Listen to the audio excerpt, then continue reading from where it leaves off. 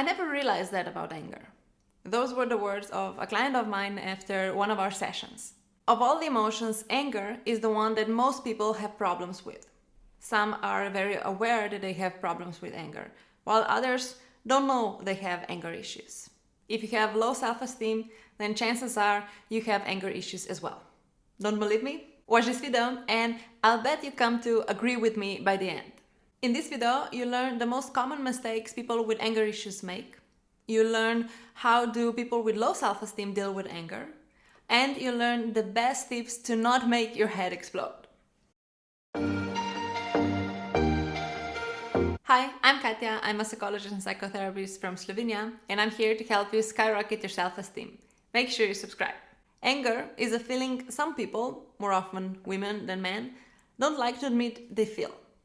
At the same time, anger is one of our basic human emotions. We all experience it. According to one recent study, infants as young as 2 months can show anger.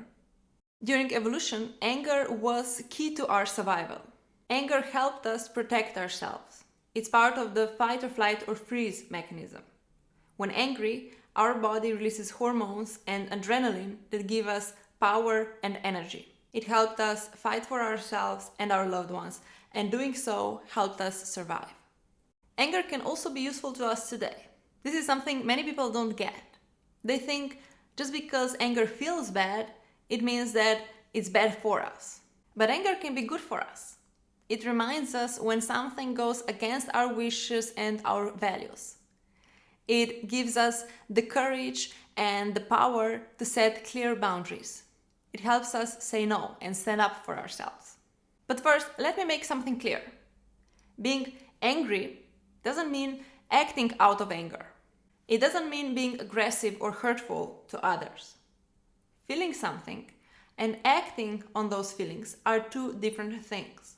You can be angry and still react calmly and with respect. So, as I've said, anger can be useful to us. Now, think about this for a second. What would happen if there was no anger? Imagine a world where nobody would ever get angry. At first, it seems like that would be amazing and always peaceful. But how would you stop others from walking all over you? Would you even know if someone overstepped your boundaries? And would you know if you did something wrong to others? If you hurt somebody else, if you said something that wasn't so nice, and so on? Would you even be able to know when you did something wrong? Would you be able to get that kind of feedback from others if there were no anger whatsoever? What would happen to progress in a world without anger and frustration? Would we be able to have that kind of drive we have now when we want something to change? Would we be motivated to become better? The truth is, we need anger to know when our boundaries are being crossed. We need feedback from others. We need to know when we've gone too far and unintentionally hurt someone. Anger and frustration are often the first steps to change because they remind us when something is not as we wish it to be. So they motivate us to become better, to change something, to fight for the things we believe in, and so on. So a world without anger might not be so perfect after all. But here comes the problem. Most people don't know how to deal with anger. Most know when they are angry, although not all. I've worked with many clients who grew up in families where anger was not okay. Anger was considered something bad and barbaric. They weren't allowed to feel it, much less express it. So they, as kids, learned to suppress their feelings of anger. Instead of anger, they feel some other emotion. For example, I remember a client who always felt sadness instead of anger. Her boss promised her a promotion, but then gave the promotion to his nephew instead. When I asked her how she felt in that moment, she said she felt deep sadness. Even though she was treated unfairly, she couldn't access her feelings of anger. It took us some time for her to be able to get in touch with her anger. But as I've said, most people do feel anger. The problem is that they don't know how to express it. Some act impulsively. They let their anger loose and they explode. They start yelling and they become unkind. They often engage in one of three toxic communication patterns. One of them is overgeneralization. This means using words like always, never, every time, only you, everybody else, nobody else, all the time, and so on. Like, you never clean after yourself. You're always nagging me. I do all the work around here. Only you can make me so angry. So why is overgeneralization toxic? Think about how the other person is likely to respond if you say something like, you never do the dishes. They'll probably start defending themselves. That's not true, I did them 3 days ago. Or they'll start attacking you. What about you? You never clean the cat litter. This will only make you more and more mad. Instead of working together and trying to find a solution, you'll keep on playing these different psychological games of trying to verbally overpower the other person, and you'll end up saying things that you don't mean and hurting each other. Same goes with why questions. Of course, not all why questions are bad. If you're calmly talking to a friend and you ask them, why did you decide to donate to this charity? You actually want to know the answer.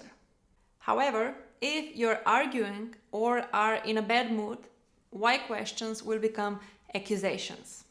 For example, why can't we just talk like normal people? Why can't you listen to me for once?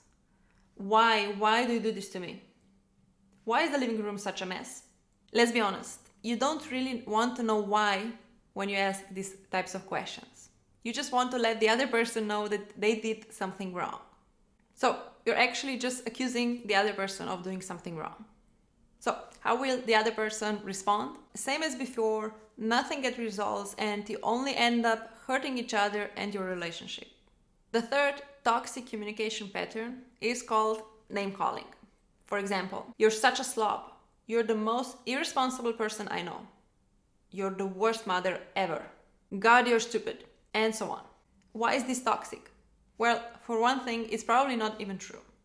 Second, by name calling, you're seriously hurting the other person and your relationship. And third, because it brings out the worst in you and in the other person, and the other person can actually become what you're accusing them of. For example, well, if I'm such a slob, I might as well stop trying. Their motivation for changing drops, and they stop trying to be better. So these are the most common toxic communication patterns that people use when angry. Of course, some start acting aggressively. They yell and they might even break things. Some even become violent. So this is on one end of the anger spectrum. On the other end of the spectrum is passive anger. This form of anger is most commonly used by people who believe that anger is bad and shouldn't be expressed.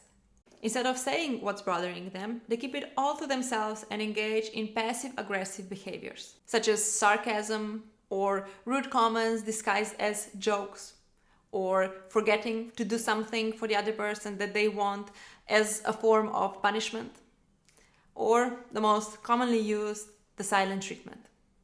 I've made another detailed video on how to end silent treatment, and you can check it out right here. So, most people express anger in one of these two ways. This is especially true for people with low self-esteem. They either explode or they become passive-aggressive. Or they try to suppress their anger and become passive-aggressive, but as their anger starts building up, they end up exploding anyway. So which side of the spectrum are you on? On the more passive-aggressive side or on the more explosive side?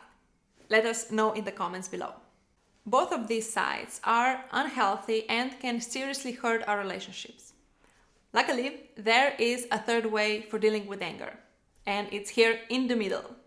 It means expressing what's bothering you in a calm and respectful way.